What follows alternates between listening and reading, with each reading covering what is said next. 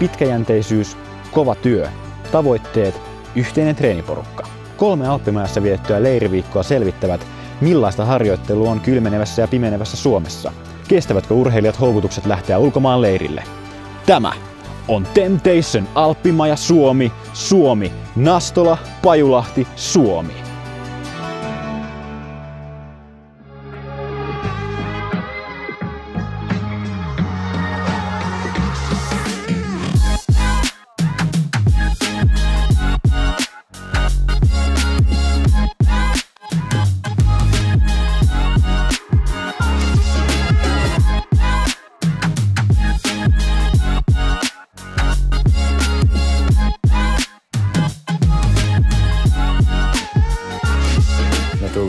Keväältä tutulle tiellä käytiin tässä Miikan kanssa juoksumassa jo VK-pätkää ja nyt sitten on uutta väkeä tänne niinku viemään tätä sanomaa eteenpäin. Täällä on ihan hyvä tie. Teille pitää antaa nyt joku nimi, niin onko se nyt sitten Tenhurinteen tie? Joo. Tenhurinteen tie, se on hyvä. Kuulostaa erittäin hyvältä. Kontrollitreeniä, samanlaista mitä on Afrikassakin tehnyt ja sitten jos tuntuu ihan hyvältä, niin jatkaa vähän lisää sitten VK-pätkään. Joo, treeni meni ihan hyvin. Pikkusen tossa meni setti katkes kesken, kun tossa tuli tommonen koira oli irti sitten, että se vähän tossa haittasi sen verran, että piti keskeyttää veto kesken, mutta ihan hyvä setti. Ja jotenkin kyllä huomaa sille, että tässä nyt kun tekee tätä treeniä tässä merenpinnan tasolla, niin ei se happokaan silleen nousu niin paljon kuin mitä sitten oikeassa vuoristossa, mutta ihan hyvä tälleen tarkkailla kuitenkin. Tossa nyt pojat vetää vielä vähän ylämäkivetoa, niin mä käytän tämän ajan hyväkseni ja lähden pikku drone-lennolle.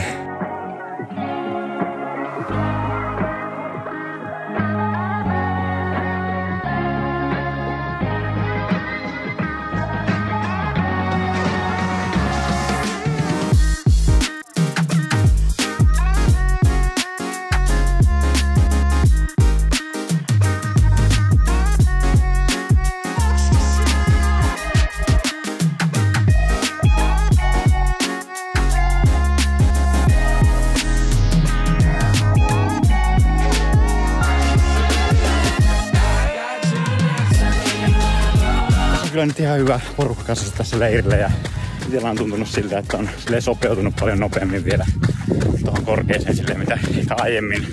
Ainakaan jos vertaa kevääseen, niin tuntuu, että nyt on niinku sopeutunut kyllä paremmin tuohon.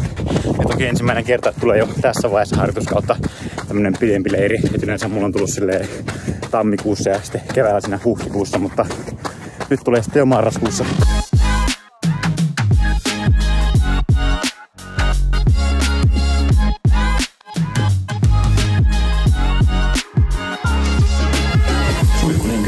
Ja tästä pikkusen kylmähoitoa jaloilla. Ja tää on aika huippu paikka tehdä tätä. Täällä on tämmönen penkki, missä istuu samalla kun suihkuttelee. Tässä nyt on alustavana suunnitelma tämän leirityksen suhteen silleen, että tammikuussa palaisi taas tänne Pajulahteen ennen hallikautta leirille ja katsoo sitten keväällä vaikka uudestaan sen, että onko pandemian suhteen tilanne muuttunut silleen, että pääsisikö lähtemään ulkomaille. On silleen hyvä päästä taas ulkomaillekin leirille silleen oikeaan vuoristoon, mutta tässä just on miettinyt silleen, että onhan tää kuitenkin mahtavaa, että on tämmöinen mahdollisuus toteuttaa tätä niin kuin korkean paikan harjoittelua täällä kotimaassakin, että jos tätä Pajulahden alppimajoja ei olisi, niin sitten tässä on kuitenkin useampana vuotena monta kertaa käynyt siellä korkealla, niin tavallaan semmoinen pitkän aikavälin vuoristoharjoitteluputki vähän siinä niin kuin katkeaisi sitten, että kiva, että tätä pystyy nyt sitten tälleen kotimaassakin järjestää näitä korkean paikan harjoittelua.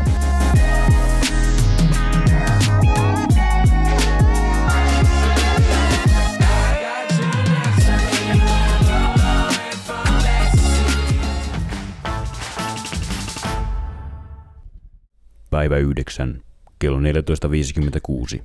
Joonas on saanut iltapäivän tehtäväkseen 300 metrin intervallivedot.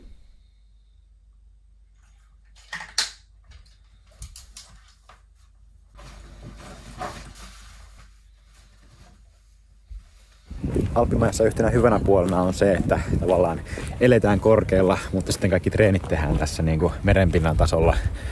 Ja sitä kautta sitten ne vauhditkaan niissä treeneissä ei pitäisi pudota samalla tavalla kuin oikeassa vuoristossa. Mutta siinä on myös sitten se, että jos sieltä tulee sitä alppimaista suoraan tähän pihalle ja aloittaa sitten sen treenin niin kuin suoraan, niin siinä ei keho välttämättä kerkeä sopeutua siihen, että ollaan täällä niin kuin merenpinnan tasolla. Että siinä ei tavallaan hapenotto kerkeä tavallaan avautua siihen, että hei, täällä on oikeasti enemmän happea kuin mitä siellä huoneessa. Ja sen takia sitten ehkä kannattaisikin tulla silleen ennen kovempaa treeniä silleen hetkeksi aikaa ulos sieltä huoneesta. Viime leirillä mä en sitä oikeastaan tehnyt ollenkaan, kun täällä oltiin keväällä. Mut nyt on sitten testissä ekaa kertaa, että treeni aloitukseen on semmonen tuntia ja varttia. Mä tulin tähän halliin sitten hengailemaan hetkeksi aikaa, että ennen kuin lähtee verttelemään ja tekemään treeniä.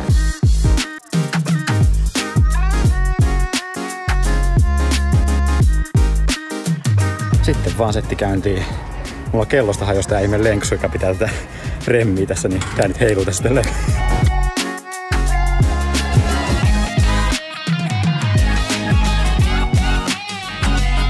Tässä nyt jos vertaa Alppimajaa silleen oikeaan vuoristoon, niin tässä on yhtenä huonona puolena on sitten se, että oikeastaan meillä eilisestä illasta asti on korkeus pudonnut silleen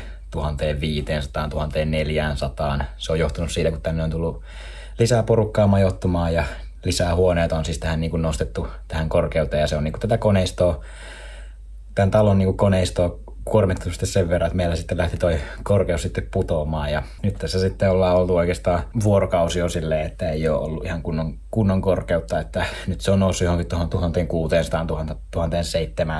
1600–1700, että ei niin kuin vielä kunnolla sinne 2 tonniin, minne se on asetettu, että olisi se kiva silleen, että kun täällä maksetaan täällä olemisesta, että oltaisiin siellä korkealla, niin oikeasti myös oltaisiin siellä korkealla, mutta nyt sitten kun alkaa muidenkin huoneet olemaan taas siellä korkealla, niin jospa nyt meilläkin sitten nousisi takaisin siihen 2 tonniin ja on täällä sitten myös sekin, että pelkästään se, että jos toi ovi, mistä menee, niin että tuolla on se eteinen ja vessa ja tämmöiset, niin jos toi ovi on niin kuin yhtään pidempään auki, niin nopeasti alkaa laskemaan toi korkeus täältä sitten.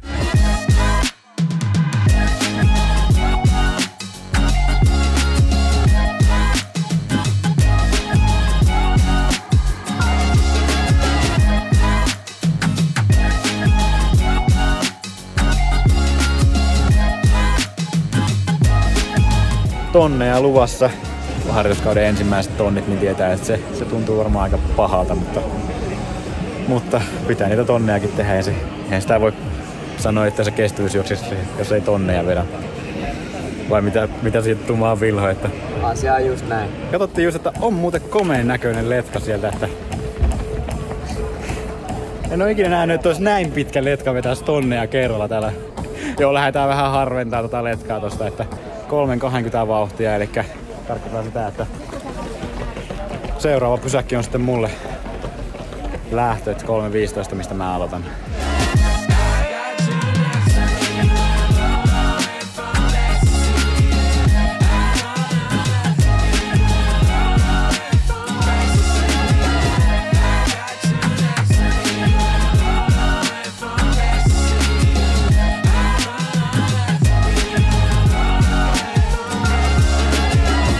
Kämpän ovi on jotenkin vähän kankea. Tätä on vaikea avata hiljaa. Ja sit kun pitää yöllä käydä vessassa, niin sit sen vasta huomaakin silleen.